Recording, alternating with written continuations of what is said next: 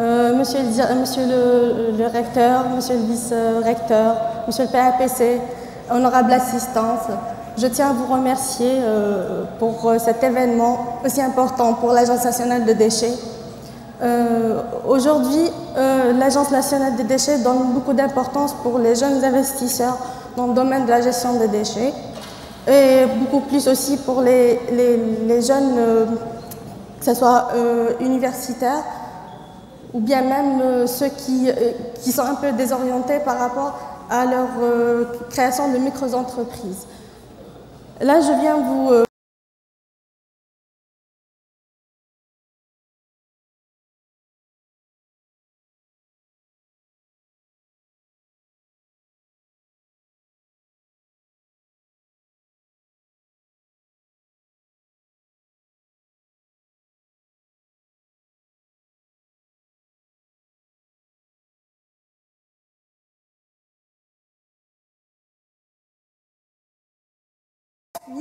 au lieu d'être valorisé. Donc on a, comme il a dit tout à l'heure monsieur le recteur, on est en train de perdre presque 38 milliards de dinars juste à l'enfouissement. Si on arrive à valoriser cette fraction, donc on peut dire qu'on aura un gain de 38 milliards de dinars. Et c'est le cas si on arrive à valoriser au moins 95%. On va commencer par l'aspect réglementaire. Si on voit la loi par rapport à la loi de l'environnement, on va trouver qu'il y a 13 lois et 184 textes, dont une loi de la gestion des déchets qui est la loi 0119 et 33 textes sur la gestion des déchets. La loi 0119 du 12 décembre 2001 relative à la gestion des déchets et le contrôle et à l'élimination des déchets porte sur la préservation et la réduction de la production et de la nocivité des déchets à la source, l'organisation du tri, de la collecte, du transport et du traitement des déchets. Pour ne pas vous retenir, je vous invite à revoir attentivement la loi parce qu'elle est vraiment riche. Donc, à partir de cela, je vous donne quelques exemples de textes réglementaires par rapport à la loi au texte réglementaire par rapport à l'environnement. Vous avez le décret exécutif 0275 du 20 mai 2002 relatif à la création de l'Agence nationale des déchets. Par rapport à l'aspect institutionnel, l'agence fait partie du ministère de l'Environnement et des énergies renouvelables. Et elle travaille avec les collectivités locales. C'est une institution exécutive du ministère de l'Environnement et des énergies renouvelables. Et elle est pour assister les collectivités locales et pour promouvoir la politique de la gestion intégrée des déchets en Algérie. Pour l'aspect opérationnel, on a deux programmes, c'est le PROGDEM et le PNACDES. Le PROGDEM a pour objectif de planifier une planification intégrée de la gestion des déchets municipaux et par rapport au PNACDES, c'est la quantification des déchets générés, stockés, valorisés ou traités et c'est beaucoup plus par rapport aux déchets spéciaux et spéciaux dangereux. Donc l'Agence nationale des déchets est régie par le décret exécutif 0275 qui porte, ce texte porte sur la création de l'Agence nationale des déchets qui est présente pour fournir l'assistance aux collectivités locales, constituer, actualiser des bases de données sur les déchets, initier, réaliser et contribuer à la réalisation des études de recherche et des projets de démonstration. Elle est aussi pour publier et diffuser des informations scientifiques et techniques et elle est pour initier et contribuer à la mise en œuvre du programme de sensibilisation et de l'information. En ce qui concerne l'accompagnement des collectivités locales, on a l'élaboration des schémas directeurs. Donc, régi par le décret exécutif 02201, fixe les modalités et procédures d'élaboration et des publications de révision du schéma communal de la gestion des déchets ménagers assimilés. On a l'article 5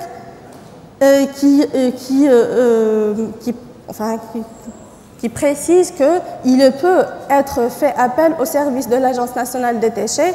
L'intervention de l'Agence nationale des déchets doit faire l'objet d'une convention avec le président de l'Assemblée populaire communale concernée. Par rapport au schéma directeur, il se fait en 3 missions. Donc la mission de diagnostic. La deuxième mission, c'est la proposition des variantes pour l'amélioration et l'optimisation de la gestion des déchets. Et la troisième mission, c'est l'estimation des coûts de la variante retenue.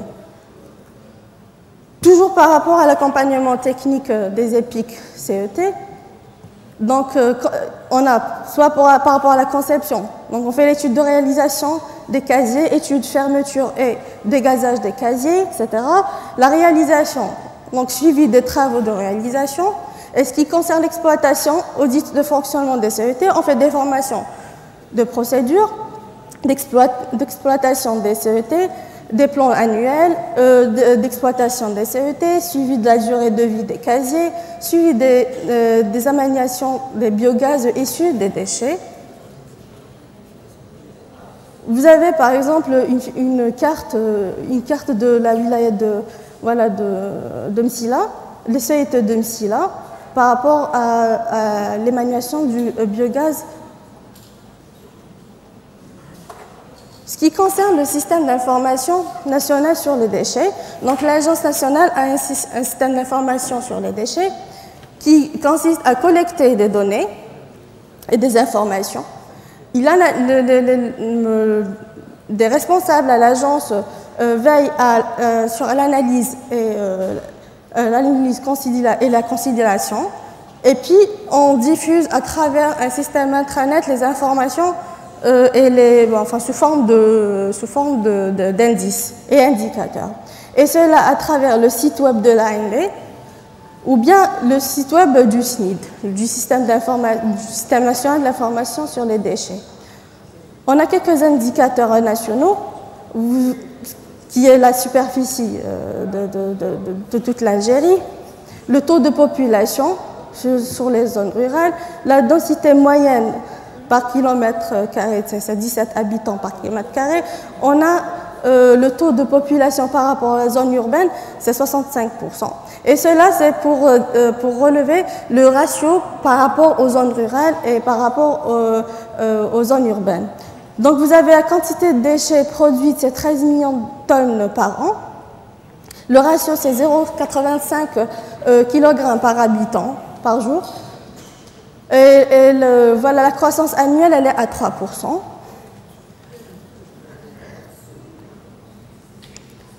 Ce qui concerne les opérateurs de collecte, on a 1396 services communaux, 17 EPIC CET et 14 EPIC de collecte.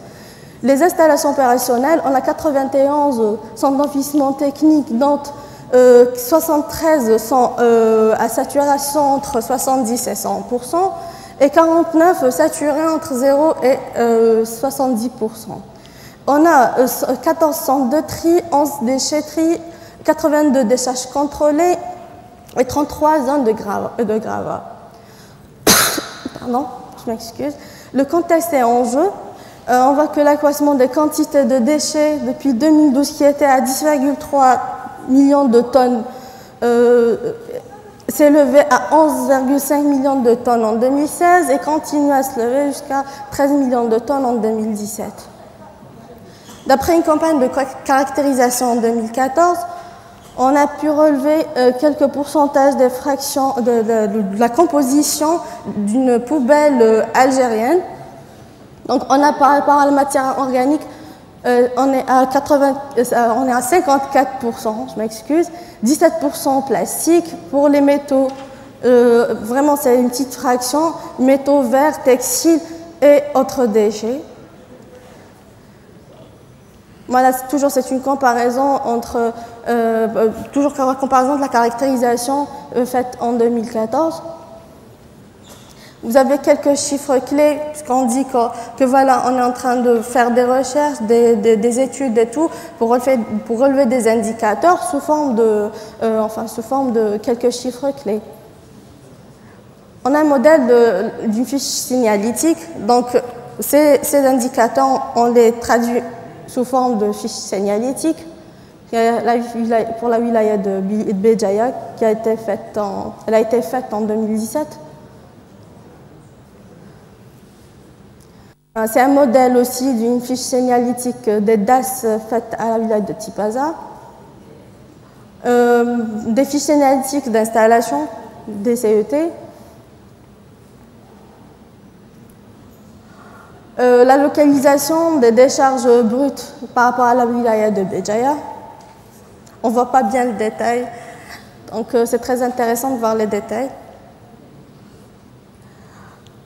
On a un système intranet. Donc le système intranet consiste à partager, donc l'intranet l'AND est un portail web permettant la collecte des données et on les partage à travers ce système avec les EPIC CET, avec les directions de l'environnement, avec l'APC, avec les universités. Toute personne a besoin d'informations sur les déchets, les porteurs de projets pour leurs études de faisabilité. Donc, c'est un modèle de la plateforme intranet. Pardon, je m'excuse. Elle va être répartie sur les 48 wilayas. Et le livrable, on aura ce genre de livrable, c'est des catalogues à diffuser soit trimestriels ou ils vont être annuels, selon les demandes. C'est un modèle de livrable sur les déchets dangereux. Donc on a quelques projets de démonstration. Donc on a un projet pilote de tri sélectif. Par exemple, dans les quartiers, on a mis en place des bacs jaunes pour tout ce qui est valorisable, bacs verts pour tout ce qui, pour les autres déchets, et cela sur plusieurs quartiers sur les 48 wilayas. On a aussi un programme, on a mis en place aussi un projet de récupération de papier au niveau des administrations. Au niveau des plages aussi, on a fait le tri sélectif sur cette saison estivale. Aussi la plateforme Bourse des déchets, c'est une plateforme internet là où on met en relation l'offre et la demande des déchets. Et on a aussi le système de veille qui est le numéro vert 3007 pour recevoir les requêtes et les requêtes des citoyens. On est une sorte d'intermédiaire entre le citoyen et le service de collecte concerné. Donc c'est pour faciliter la tâche aux deux parties. Par rapport à l'administration contribue à la récupération. Donc voilà, ce principe, c'est de mettre une deuxième corbeille par rapport à l'ordinaire, là où on peut mettre, on sépare la fraction, on sépare le carton et le papier des autres déchets.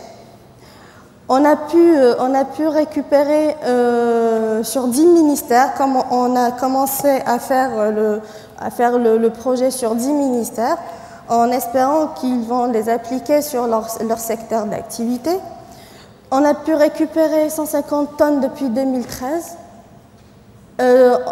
Donc, 4000 employés ont été sensibilisés.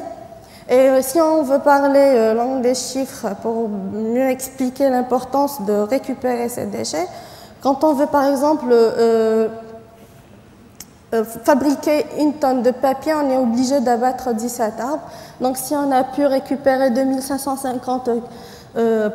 si on a pu récupérer 150 tonnes de papier, c'est qu'on a préservé 2550 arbres. Vous avez quelques chiffres par rapport au quartier propre, tri sélectif. Donc, on a appliqué ça sur 19 wilayas, donc 30 quartiers lancés, environ 1300 bacs, différentes capacités, 96 200 populations sensibilisées et plus de 20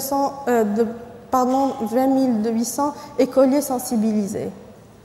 Ce qui concerne aussi les projets de démonstration, cet été, dans le cadre de la thématique de l'année « Combattre la pollution plastique », on a lancé le tri sélectif au niveau des plages, et cela pour récupérer un maximum de déchets plastiques. On a mis en place un village là où on a demandé, avec un partenaire, un sponsor, là on a demandé de séparer tout ce qui est plastique, canettes dans un bac jaune et les autres, l'autre fraction dans un bac vert. Et cela dans 3 wilayas, Tipaza, Boumrdas et Tiouzo. On a pu collecter 30 000 bouteilles plastiques. Pour la bourse des déchets, donc voilà, elle est accessible à travers le site web de l'AND, www.and.dz. On a 850 acteurs enregistrés. Donc voilà, en ce qui concerne la communication et la sensibilisation, on a mis à la disposition des citoyens le numéro vert 3007. Donc ils peuvent appeler, vous pouvez passer des appels téléphoniques ou bien vous pouvez remplir la fiche sur Internet sur le site web de l'AND en attendant de lancer une application mobile dans les brefs délais.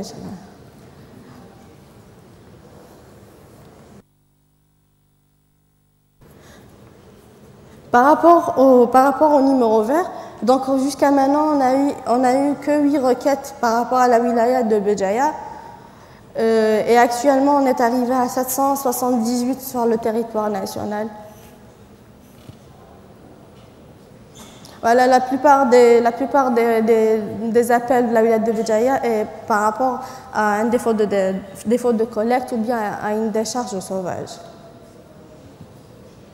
Donc, je vous invite à nous rendre visite au Salon international de la récupération et de la valorisation des déchets REVAD 2018, qui aura lieu du 8 au 11 octobre 2018 au niveau de la SAFEX à Alger. Donc, sous la thématique « L'entrepreneuriat circulaire, un levier de développement de la gestion des déchets ».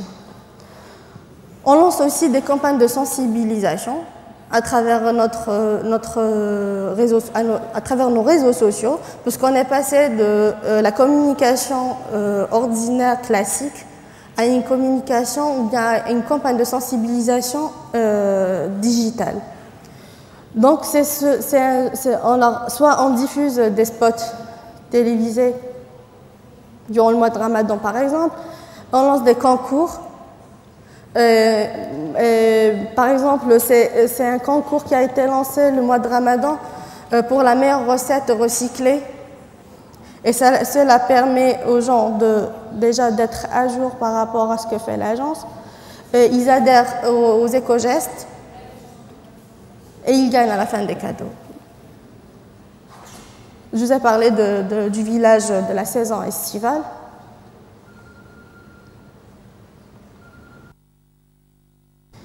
Donc voilà, plus on est toujours, comme je vous ai dit, présent sur le web. On a la newsletter à diffuser chaque mois, mensuellement. Donc on a un bulletin d'information à publier sur les déchets. On est près des citoyens pour la sensibilisation lors des salons, des journées d'études. On s'approche des écoliers. On a un programme pour les écoliers. On essaie de toucher un maximum d'écoles. Pour la sensibilisation aussi durant la saison estivale. Vous avez un modèle d'un animateur dans une école à Tlemcen. Ils ont des jeux éducatifs, toujours en relation avec la thématique déchets. C'est une campagne de sensibilisation qui coïncide avec la mise en place du projet Administration contribue à la récupération. Donc, on sensibilise les employés au niveau des administrations. On fait des porte-à-porte lors de la mise en place aussi du projet du tri sélectif au niveau des cités. On assure des passages radio, télé et conférences de presse. Je vous invite, si c'est possible, de voir une petite vidéo de 2 minutes, s'il vous plaît.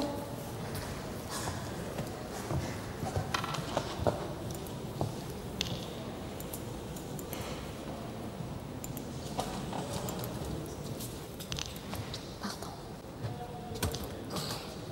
Il y avait...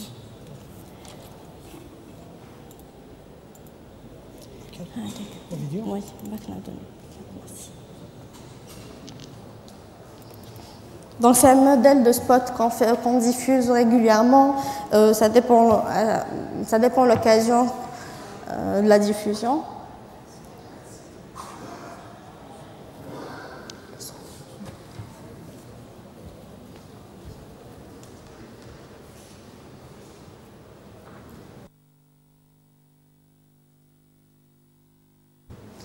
C'est pour dire que le déchet, avant qu'il soit déchet, c'était de la matière première, qui peut être matière première secondaire pour d'autres personnes.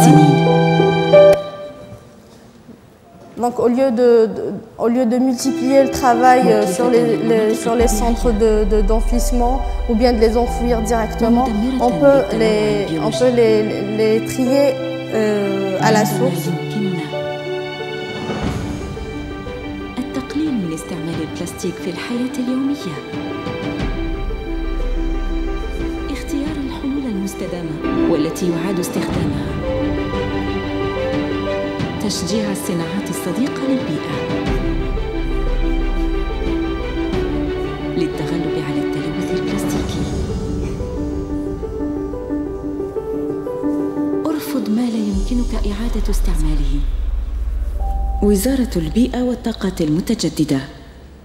الوكالة الوطنية للنفايات. في 65 سنة أنتج الإنسان واستعمل 8.3 مليار طن من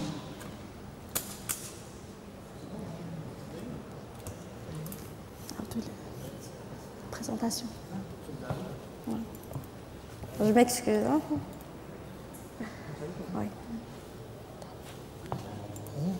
Voilà.